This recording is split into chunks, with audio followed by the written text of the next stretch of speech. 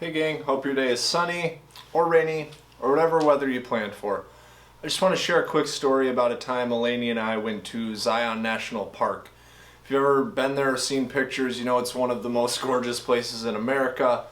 And so what was really cool though is I didn't realize the magnitude of how cool it was, and it attracted different countries, different speakers, just different languages all sharing this amazing wonder that nature had created. So due to that beauty, Eleni was super pumped to get really good pictures, her being a photographer. So Memorial Day of 2019, we headed to Zion at like 10 a.m. Raining hard most of that morning, but there were signs it would clear off. But we read those signs wrong.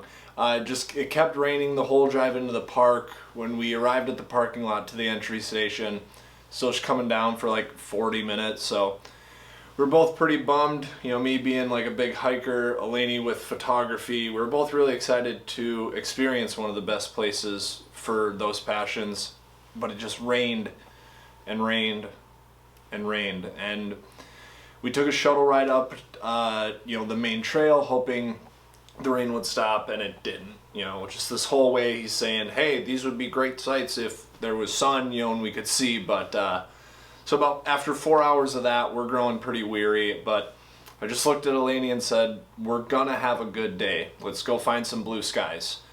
As my dad used to say, whether the weather be good or whether the weather be bad, we'll weather the weather, whatever the weather, whether we like it or not. And just think that mindset to keep going even if it's weather you didn't plan for is great. So we go to the Lower Emerald Pools, amazing waterfall, easy trail. Still raining a little bit, but we were pretty determined to see some cool stuff. So we just kept plugging along and got through the crowds. And after we snapped a few pics of those falls, we trekked back to the main trail, and the rain had stopped down in like the canyon, one of the canyon portions, of Zion National Park. So we had enough time to tackle the hike at Canyon Overlook, and it was so incredibly worth it.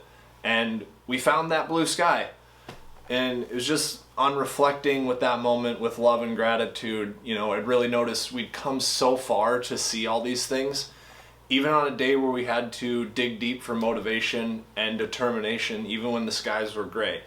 I think that made it much more special, even as corny as that is, right? Like, we had determination to go see a national park, but it ended up leading to a really awesome day. So I guess the lesson I learned is sometimes you got to go find your own blue skies, that things aren't always going to be lined up perfectly, and you're not always going to get to wake up to sunny skies and smooth sailing. A lot of the times that's what we think to focus on, and I don't know if I necessarily agree, because even flowers don't bloom without seeing enough rain.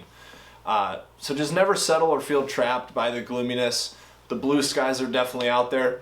You just got to go find them.